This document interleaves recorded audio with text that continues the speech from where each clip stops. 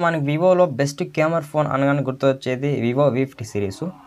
ఇప్పుడు దాని ప్లేస్‌లో వివో X200 అల్ట్రా ఫోన్ అయితే వచ్చేసిందనమాట. ఇది మనకి లాంచ్ డేట్ అయితే ఇంకా రివీల్ కాలేదు.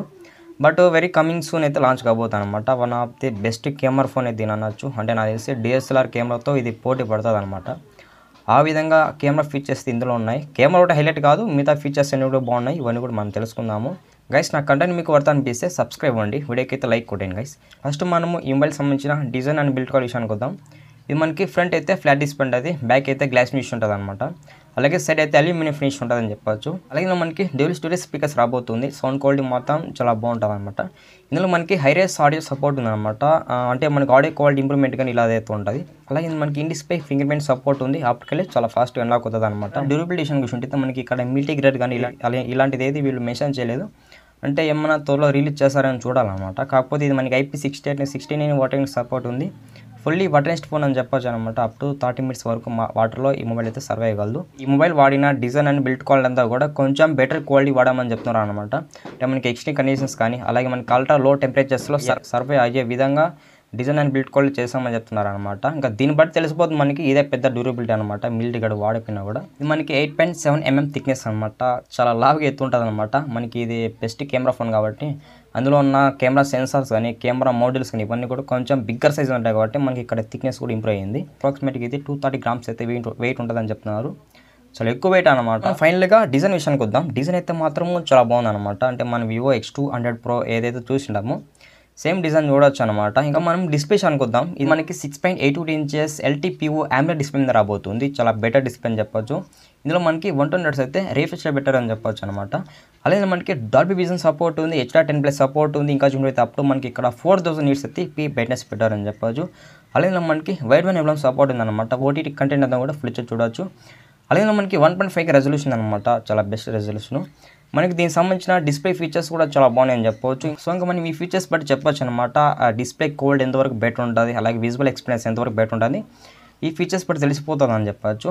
ఇంకా మనకి డిస్ప్లే నార్మల్ యూజ్కి జనరల్ యూజ్ కూడా చాలా బాగుంటుంది అనమాట. మనకి ఇది ఫ్లాట్ కాబట్టి కొంచెం బెటర్ ఎక్స్పీరియన్స్ ఉంటుంది అనమాట అవుట్డోర్ వాడేటప్పుడు కూడా. మనం ప్రాసెసర్ విషయానికి వద్దాం. ఇందులో మనకి అడ్వాన్స్ ప్రాసెసర్ యూజ్ చేస్తారు. స్నాప్డ్రాగన్ 888 ప్రాసెసర్ యూజ్ చేస్తారు అనమాట. ఇది మనకి 3 nm build processor. One of the best processor అని చెప్పవచ్చు. ఇది మనకి ఈ జనరేషన్ ప్రాసెసర్, లాస్ట్ ఇయర్ కూడా కాదు.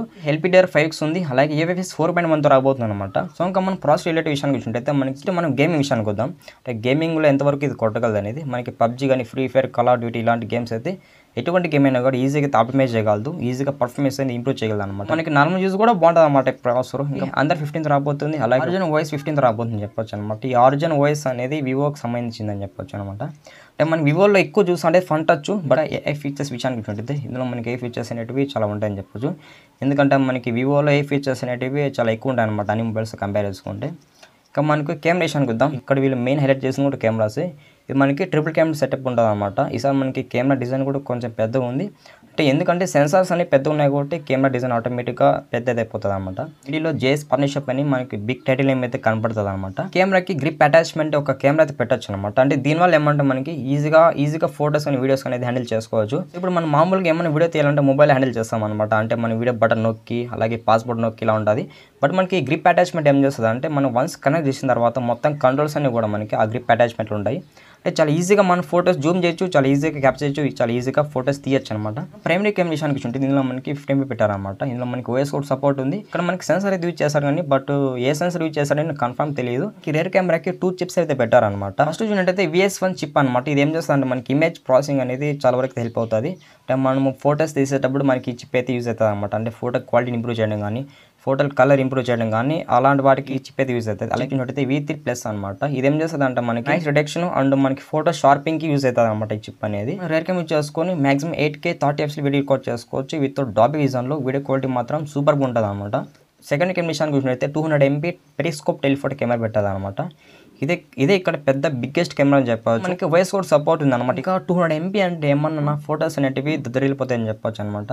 నాకు తెలిసి 200MP టెలిఫోటో కెమెరా మించిన కెమెరా అయితే ఎక్కడ ఉండదు అనమాట. నాకు తెలిసి ఇదే నెంబర్ 1 కెమెరా అయితే అవబోతుంది ఈ 200MP అనేది. అంటే మనకి ఎంత లాంగ్లో ఉన్న ఫోటోస్ కూడా చాలా డీటెయిల్గా అయితే క్యాప్చర్ చేస్తుంది. 3.7x అయితే ఆప్టికల్ జూమ్ ఉందన్నమాట. అంటే మనకి జూమ్ అనేది కొంచెం తక్కువ అనుకోండి. అంటే జూమ్ ఎఫెక్ట్ ఎంత తక్కువ ఉంటే ఫోటోస్ అనేటివి అంత బెటర్గా వస్తాయని చెప్పొచ్చు. రాడికల్ విషయానికి చూసుకుంటే మనకి ఇక్కడ 15MP పెట్టారు. ఇది మనకి అల్ట్రా వైడింగ్ సెన్సార్ అని చెప్పొచ్చు అనమాట. ఇక్కడ కూడా మనకి సెన్సర్ అయితే ఇచ్చేస్తారు. ఇందులో మనకి సోనీ LVT 818 సెన్సార్ ఇది ఇచ్చేసారనమాట. కొంచెం బెటర్ సెన్సార్ అని చెప్పొచ్చు.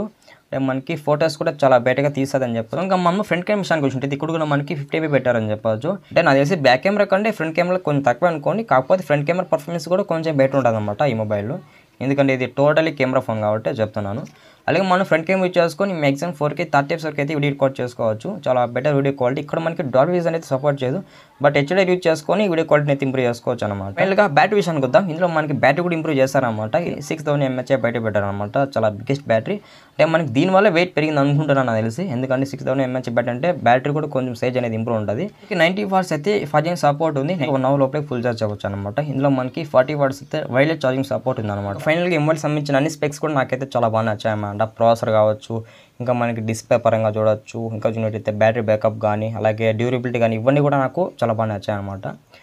ఇది గాయ్స్ ఇవాళ వీడియో. నెక్స్ట్ వీడియో మళ్ళీ కలుసుకుందాం. నా చిన్న రిక్వెస్ట్ ఏమంటే మన వీడియోని ఎవరైనా కొత్తగా వాచ్ చేస్తుంటే ఒక లైక్ అండ్ సబ్స్క్రైబ్ అయితే కొట్టండి గైస్. సో అంటే మీకు ఈ వీడియో యూజువల్ అవుతుంది అనుకుంటేనే సబ్స్క్రైబ్ అవ్వండి.